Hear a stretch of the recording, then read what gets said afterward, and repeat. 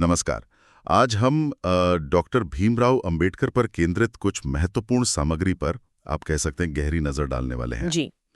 ये जो स्रोत हैं, ये हमें उनके जीवन, उनके विचारों की गहराई और भारतीय समाज पर उनके जबरदस्त प्रभाव को समझने में काफी मदद कर रहे हैं। बिल्कुल। हमारे पास जो सामग्री है उसका शीर्षक है अंबेडकर, संविधान, समानता और समाज सुधार। तो आज हमारा मकसद क्या है? मकसद है इन स्रोतों की मदद से डॉक्टर अंबेडकर के जीवन के सबसे अहम पहलुओं को समझना। जी। उनके सामने जो चुनौतियां आईं, उनके संघर्ष और उनकी विरासत के असली मायने क्या हैं, ये सब जानना। सही है। चलिए तो फिर शुरू करते हैं, मतलब सीधे मुद्दे पर आते हैं। 14 अप्रैल 1891 को महू में उनका जन्म हुआ। जी। और जैसा कि ये स्रोत हमें बताते हैं, उनका बचपन और शुरुआती जीवन जो था वो जातिगत भेदभाव की कड़वी सच्चाइयों से भरा हुआ था। मतलब कदम कदम पर उन्हें अपमान और वो क्या कहते हैं, वंचना का सामना करना पड़ा।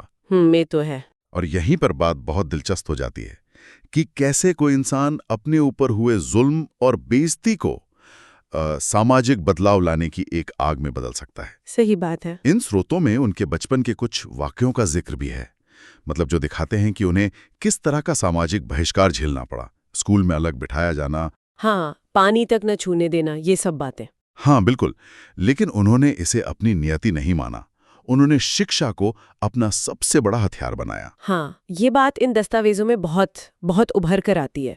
उनका कोलंबिया विश्वविद्यालय और फिर लंदन स्कूल ऑफ इकोनॉमिक्स जैसी दुनिया की बेहतरीन जगहों से पढ़ना, ये सिर्फ डिग्रियां हासिल करना नहीं था। नहीं, बिल्कुल नहीं। ये स्रोत यही बताते हैं कि ये उनके फौलादी इरादे का सबूत है। सोचिए, उस जमाने में समाज के सबसे निचले पायदान से आने वाले किसी व्यक्ति के लिए ये सफर कितना मुश्किल रहा होगा। सही कहा। ये दिखाता है कि ज्ञान हासिल करना कैसे सामाजिक दीवारों को तोड़ सकता है। वो सिर्फ पढ़ लिख कर नहीं लौटे, बल्कि एक गहरे विचारक, एक समाज सुधारक, एक कानून के माहिर और एक अर्थशास्त्री बनकर उभरे। उनकी पढ़ाई लिखाई और डिग्रियां तो वाकई कमाल की थीं, खासकर उस दौर के सामाजिक हालात को देखते हुए। अच्छा, क्या ये स्रोत इस पर भी कुछ रोशनी डालते हैं कि विदेश में, मतलब एक अलग माहौल में पढ़ने के दौरान जो अनुभव मिले, उन्होंने उनके विचारों को कैसे गढ़ा? क्या वहाँ के माहौल ने भारत की सामाजिक सच्चाइयों पर उनकी सोच को और पैना किया? बिल्कुल। इन स्रोतों से ऐसा इशारा तो मिलता है कि पश्चिमी देशों में जो उदारवादी विचार थे, लोकतंत्र, बराबरी के सिद्धांत, इनसे उनका जो परिचय हुआ और जब उन्होंने उसकी तुलना भारत की जाति आधारित व्यवस्था से की, तो उनकी आलोचना और तीखी हो गई। अच्छा। उन्होंने देखा कि अधिकारों की बात वहाँ किस तरह से होती है और भारत में जमीनी हकीकत क्या है। शायद इसी वजह से वो भारत लौटकर सिर्फ अकादमिक काम में नहीं लगे, बल्कि सीधे सामाजिक और राजनीतिक लड़ाई में कूद पड़े। और इसी लड़ाई का सबसे बड़ा मोर्चा बना भारतीय संविधान का निर्माण। उन्हें यूं ही संविधान निर्माता नहीं कहा जाता। ये स्रोत भी इस बात पर काफी जोर देते हैं। लेकिन ये सिर्फ संविधान लिखने जैसा काम नहीं था, है ना? नहीं, बिल्कुल नहीं। इन दस्तावेजों से क्या पता चलता है कि ड्राफ्टिंग कमेटी के अध्यक्ष के तौर पर उनकी भूमिका कितनी जटिल और चुनौतीपूर्ण थी। अरे बहुत ज्यादा चुनौतीपूर्ण। ये स्रोत बताते हैं कि संविधान सभा के अंदर कितनी तीखी बहसें होती थीं। अलग अलग हितों के बीच टकराव था। अंबेडकर सिर्फ कानून के शब्द नहीं लिख रहे थे, वो एक पूरे देश के लिए सामाजिक और राजनीतिक न्याय का एक दर्शन गढ़ रहे थे। सही। इन दस्तावेजों में कुछ खास बहसों का जिक्र मिलता है, जैसे मौलिक अधिकारों को लेकर या राज्य के नीति निदेशक सिद्धांतों को लेकर, जहां अंबेडकर के तर्क निर्णायक साबित हुए। एक हिस्सा इस बात पर रोशनी डालता है कि कैसे उन्होंने समाज के कमजोर वर्गों, खासकर दलितों और आदिवासियों के लिए संवैधानिक सुरक्षा उपायों पर जोर दिया। जैसे आरक्षण? जैसे आरक्षण का प्रावधान। तो क्या हम ये कह सकते हैं कि वो संविधान के जरिए उस सामाजिक क्रांति की नींव रख रहे थे जिसका सपना वो हमेशा से देखते आए थे? काफी हद तक यही बात है। संविधान उनके लिए सामाजिक बदलाव का सबसे शक्तिशाली औजार बन गया। स्रोत बताते हैं कि कानून की उनकी जो गहरी समझ थी और भारतीय समाज की ऊंच नीच की उनकी अपनी भोगी हुई सच्चाई, इन दोनों ने मिलकर उन्हें इस भूमिका के लिए सबसे सही व्यक्ति बना दिया था। उन्होंने सभी वयस्कों को वोट का अधिकार दिलाने की वकालत की। ये बहुत बड़ी बात थी उस समय। बिल्कुल। छुआछूत को कानूनी तौर पर खत्म करने के लिए मजबूती से लड़ाई लड़ी।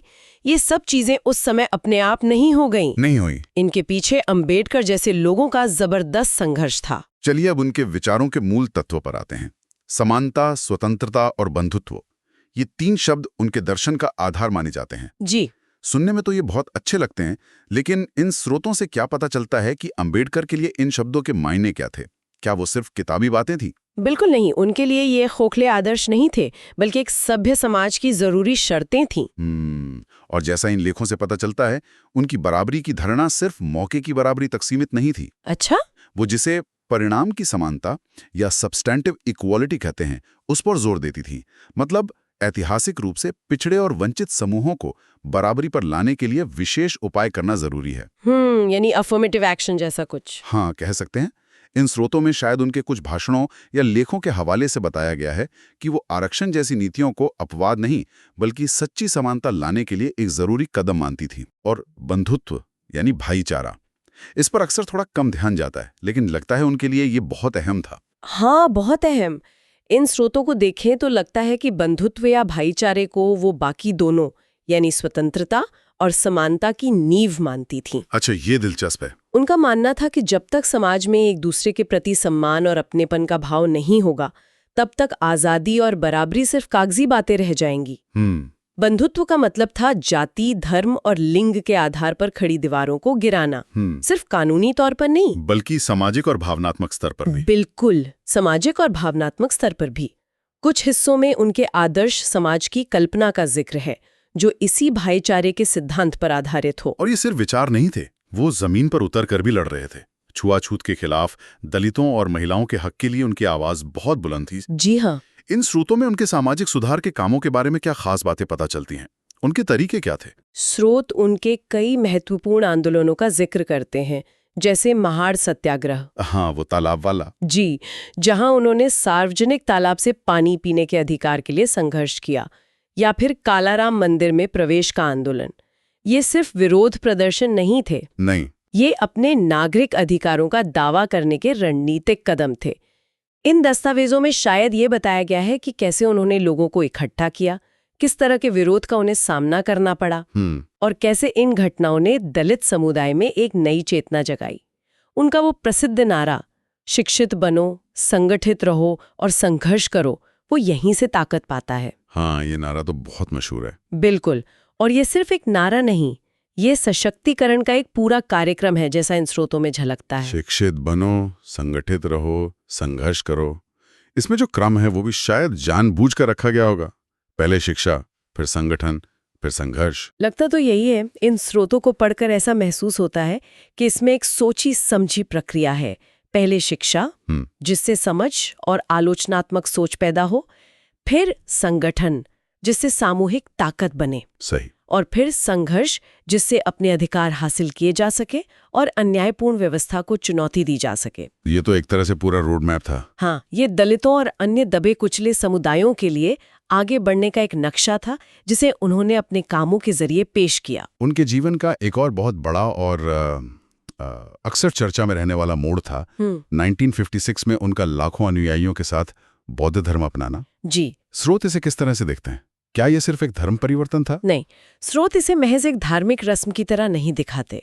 इसे उनके जीवन भर की उस खोज के नतीजे के तौर पर पेश किया गया है, जहां वो एक ऐसे आध्यात्मिक और सामाजिक दर्शन की तलाश में थी जो जन्म पर आधारित ऊंच नीच और भेदभाव को पूरी तरह नकारता हो। अच्छा। इन दस्तावेजों में हिंदू धर्म की जाति व्यवस्था की उनकी तीखी आलोचनाओं का जिक्र हो सकता है, और ये भी कि क्यों उन्हें बौद्ध धर्म के तर्क, समानता और करुणा पर आधारित सिद्धांत ज्यादा आकर्षक लगे। हाँ। शायद उनके उस समय के भाषणों के कुछ अंश भी हों जिनमें वो अपने इस फैसले के पीछे के तर्क अपने लोगों को समझा रही हैं। तो ये एक तरह से धार्मिक होने के साथ साथ एक बहुत बड़ा राजनीतिक और सामाजिक कदम भी था। निश्चित रूप से ये उस व्यवस्था का एक शक्तिशाली खंडन था जिसने सदियों से करोड़ों लोगों का दमन किया था। और साथ ही ये एक ऐसे दर्शन को अपनाना था जिसे वो ज्यादा मानवीय और बराबरी पर आधारित मानती थीं। स्रोत बताते हैं कि सामूहिक धर्म परिवर्तन का बहुत गहरा असर हुआ। हाँ, सुना है।